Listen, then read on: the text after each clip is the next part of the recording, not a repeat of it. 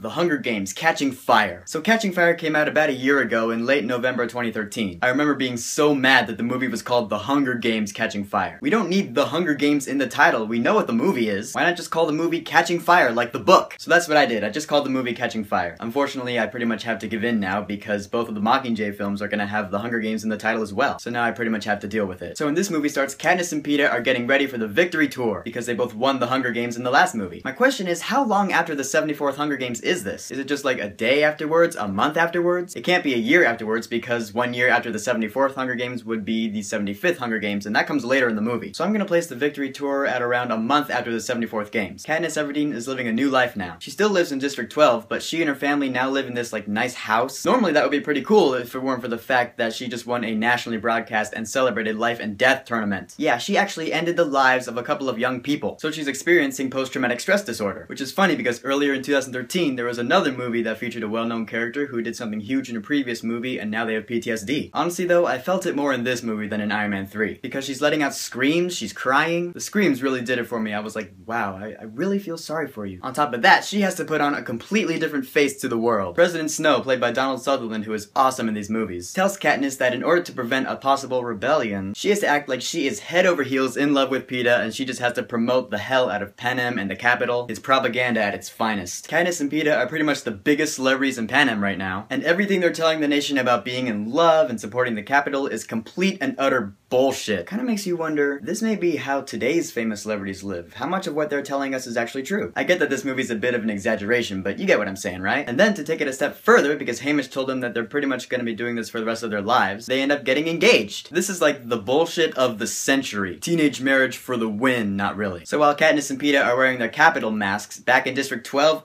bad shit's going down. There's a new head peacekeeper, who to me kinda looks like Tom Cruise, and he doesn't have one nice bone in his body. Because what's really going on is that the Capitol is trying to make it seem like Katniss is one of them, while the peacekeepers are just ransacking District 12. The idea is to get the nation to hate Katniss Everdeen, to distract them, to make them forget about this whole possible rebellion thing. Unfortunately for President Snow, this plan is not working too much. People ain't falling for it. That don't suit him too well, so what is a president to do? Well, we'll just throw her and a bunch of other previous victors into the next Hunger Games, which just so happens to be the 75th Annual Games, a quarter quell, which means they can bend the rules a little bit. So now all these previous victors have to compete in the games once again, including Katniss and Peeta. Isn't it a little coincidental though that this just happens to be the 75th game, so they're allowed to do that? I mean, what if this were the 89th? I'm pretty sure they would find a way to make it work if it weren't the quarter quell, but I'm just saying it's a little too easy. So anyways, now we once again have Katniss and Peeta getting ready for the games. Skipping to the interview that Katniss has with Caesar. She has to wear this wedding dress just to cause feels in the audience at the Capitol.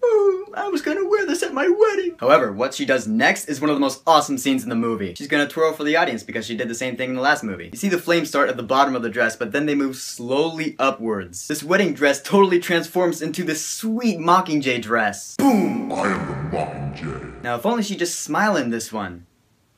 There you go, kinda. Of course that means Cinna, the awesome character and the man who designed this masterpiece, is gonna rest in peace. It sucked that I had to kill Cinna off. He was one of my favorite characters. He will certainly be missed. But now let the 75th Annual Hunger Games begin. This scene is awesome because right after the peacekeepers drag Cinna away, Katniss is rising up to the arena and you see the widescreen bars slowly disappear from view. And now BAM! She's in the arena. The movie just went from widescreen to full screen in the coolest way possible. All the actual Hunger Games footage in this movie was shot with IMAX cameras. Because they could afford it because the first movie made its money back and then some. So the games are underway and almost immediately we get some new friends. Finnick Odair from District 4. The thing about this guy is that he's played by British actor Sam Claflin, who I knew from Pirates of the Caribbean on Stranger Tides. In the scene where we first meet him and we first hear his shot at an American accent, yeah, not so great. You certainly did. But every scene he's in after that, the accent's a lot better. I blame the sugar cubes. One of the other new characters we meet is Johanna Mason from District 7. She's played here by Jenna Malone, who I remember from Sucker Punch. Don't hate me for liking that movie. Johanna Mason is seriously one of my favorite characters in the franchise because she's the bitchy character. She's the one with the attitude, the snide remarks, the scene during the games where she's all like, "How does that sound, Snow?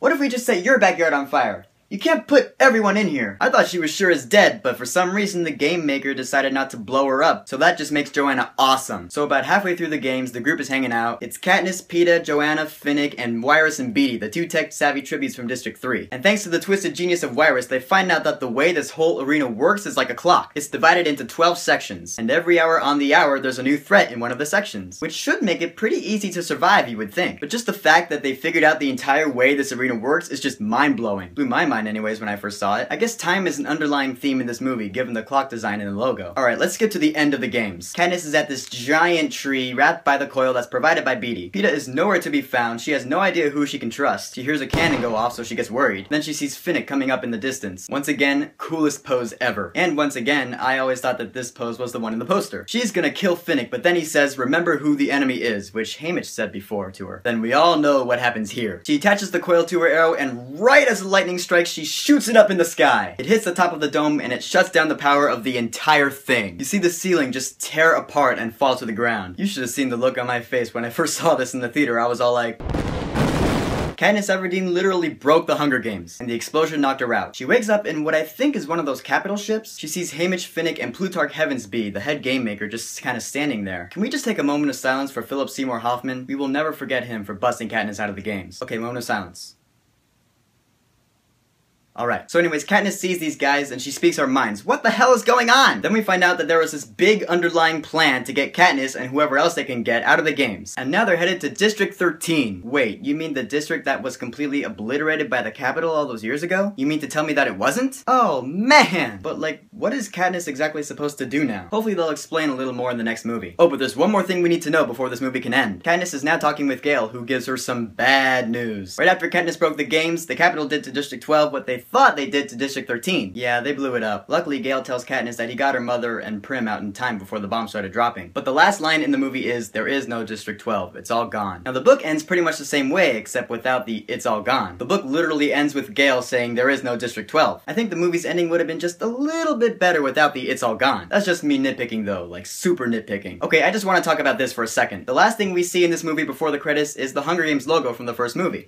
Okay, cool. Then you see it turning into the Catching Fire logo from this movie. Now, I remember seeing the motion poster. It was like the very first teaser thing for this movie. It was just the first logo turning into the second one. Okay, cool. But then we see it change again. We see the bird just go boom! Mockingjay. Then it fades out. The audience around me cheered when I first saw that, and I was cheering too. It's an awesome teaser for what's yet to come. This movie was actually my favorite movie of 2013. I was so damn attached to these characters after seeing it. It's darker than the first one. There's little to no shaky cam. Thank the director Francis Lawrence for that. However, I gotta say, as far as the musical score goes, I like the one from the first movie better. This one had a great score, but like I said, every scene in the first movie had memorable music. That doesn't change the fact that this movie is completely awesome. So The Hunger Games Catching Fire, have you seen it? Did you like it better than the first one, vice versa? Whichever one you liked better, go ahead and leave a comment. And don't forget to subscribe.